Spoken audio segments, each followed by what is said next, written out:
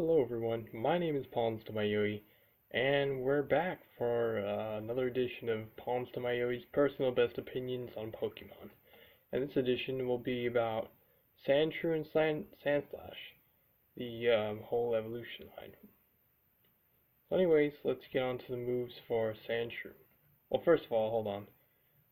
The only difference between Sandshrew and Sandslash with the moves is pretty much just only one move is different from each of them. So yeah, pretty much just wanted to make sure to let you know beforehand. But anyways, the moves for Sandshrew for Pokemon Gold, Silver, and Crystal, starting off with Slash. Now Slash is a 70 power, 100 accuracy, physical, normal type move, and it has a high critical hit chance, so it's pretty good in general. Then we got Poison Sting. Poison Sting is a 15 power, 100 accuracy, poison physical type move. It has a 10% chance to poison, so that could be pretty good. Then we got Sandstorm.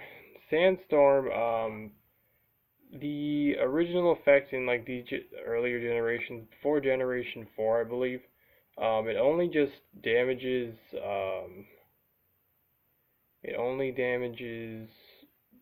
the Pokemon that aren't ground, steel, or rock type, and also it doesn't like hurt Pokemon with like a special item that protects them from like weather effects like from hail or sandstorm. And what is that one? Sand Veil, I believe, as well, an ability. If Pokemon isn't like a ground, rock, or steel type, and they have Sand Veil. Like, for instance, one is Cacnea and Cacturne, then they won't take damage from the Sandstorm either. So, it's just good to, whittle damage. You might as well. But like I said, in the Generation 4 and onwards, it has a lot more effects. Like, it boosts, I think, only for Rock type Pokemon, maybe Ground type as well. Boosts the defense by 50% while Sandstorm is up. And certain attacks do less damage, and yeah, stuff like that. So anyways, you can look it up if you want to see the exact effects. But anyways, then on to Sand Attack. Sand Attack is pretty sweet. It's 100 accuracy, status, ground type move. And pretty much its effect is it lowers the accuracy by one stage on whoever you use it on. So it can be pretty helpful. Then we're on to Ruby, Sapphire, Emerald, Fire Red, and Leaf Green. Now, pretty much, wait a second. I know there's something different. Yeah, that's what I thought, okay. I was gonna say, if I literally just put it down and there was nothing different. But anyways, it's the same stuff, but, if you have, a move, if you have another Pokemon with a move that, raises the opponent's evasiveness. I mean, not raises it, lowers it, so that pretty much it means your accuracy is increased pretty much. Or just a Pokemon that can like boost their accuracy and then baton pass the effect to the one who you want the accuracy to be boosted to, then that can work as well. Or if you want to just risk it, then you can just risk it with this move, I guess, but anyway, the move is Sand Tomb. Now, Sand Tomb, I believe, is at 35 power, I think? 35 power, 85, I think it's 80 accuracy, ground special attack, I believe. And pretty much it inflicts the, you're trapped in a sand tomb, like, it lasts for, I would say like 2 to 5 turns. I'm just taking a guess on that. And you can't, the Pokemon who's trapped in the sand tomb can't switch out until it's over. So it can be pretty helpful for preventing escape. And you pretty much want that instead of Sand Attack, like I said, if you wanted to take the risk, or if you have like stuff to help out the accuracy. So anyways, on to the moves for Pokemon Diamond, Pearl, Platinum, Heart, Gold, Soul Silver, Black, and White. Now, okay. Yeah, the ones that are different from here are Rollout and Defense Curl. So, Rollout and Defense Curl is a combo. That's why I have it on there. because usually I wouldn't keep Defense Curl in a Pokemon. But anyways, Rollout pretty much is a 30 power, 90 accuracy, physical rock type move. And what it does is it attacks for, it can attack up to 5 times in a row, but you can't do anything else while it's attacking. But it does get stronger each time it hits. So pretty much if it hits up to 5 times it'll end, or unless you miss, then it will end as well. But Defense Curl is really good because I believe this has been in effect even since Generation 2, I'm pretty sure. But if not, it's in, this moveset's in Generation 4 anyways, so it should definitely be there. Yeah, it definitely is. I know it. But anyways, Defense Curl. If you use Defense Curl before you use Rollout, it'll, like, I'm pretty sure double its power, so it's pretty sweet. A pretty sweet combo. Alright, then we got Pokemon Black 2, White 2, XY, Omega Ruby, Alpha Sapphire, Sun, Moon, Ultra Sun, and Ultra Moon. Okay. Things that are different from here are Earthquake and Swords Dance.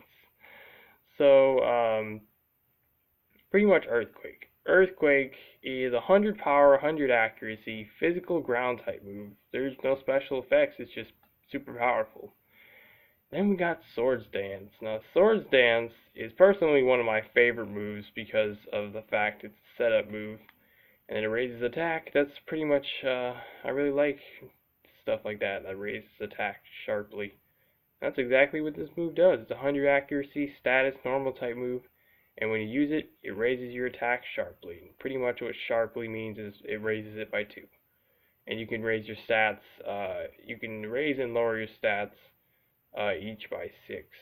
So, yeah. And anyways, then on to Pokemon Let's Go Pikachu and Let's Go Eevee. It's pretty much the same, except for this time it's Slash, Earthquake, Swords Dance, Sand Attack, instead of Sandstorm, because that's not in that game for some reason. Anyways, oh dang it. Okay, good. Anyways, and then on the held item for Pokemon Gold, Silver, and Crystal.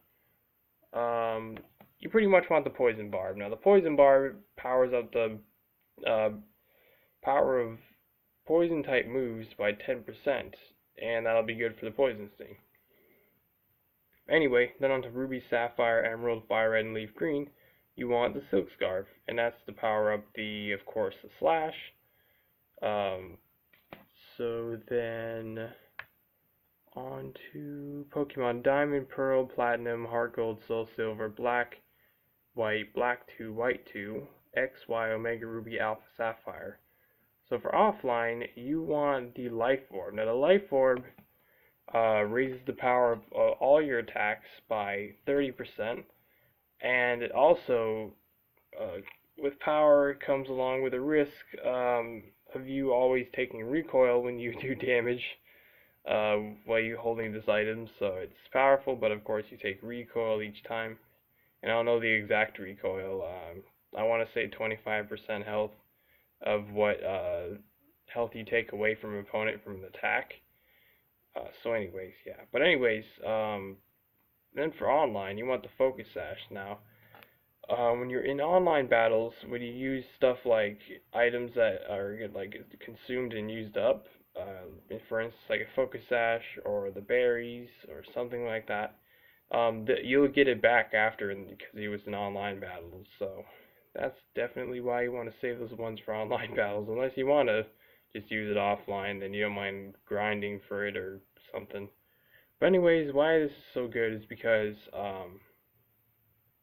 if a Pokemon is holding this and they're at full health, and if they would have got one-shotted by an attack, then they would always live on 1 health with this.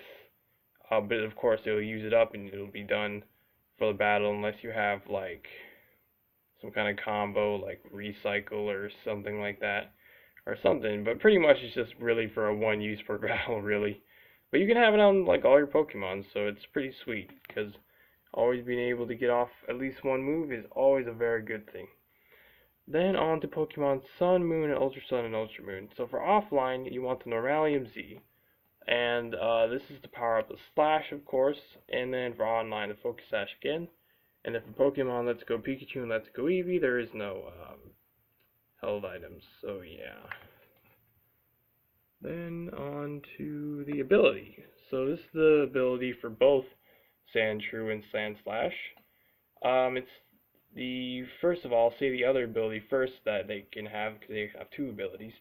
The first one is Sandveil. Now Sandveil, while the sandstorm is up, you have your evasiveness is raised up by 30%, so that can be decent. But Sandrush is way better in my opinion because it has the same in the sandstorm effect, but instead of raising the evasiveness, it instead doubles the doubles your speed. So it's pretty crazy.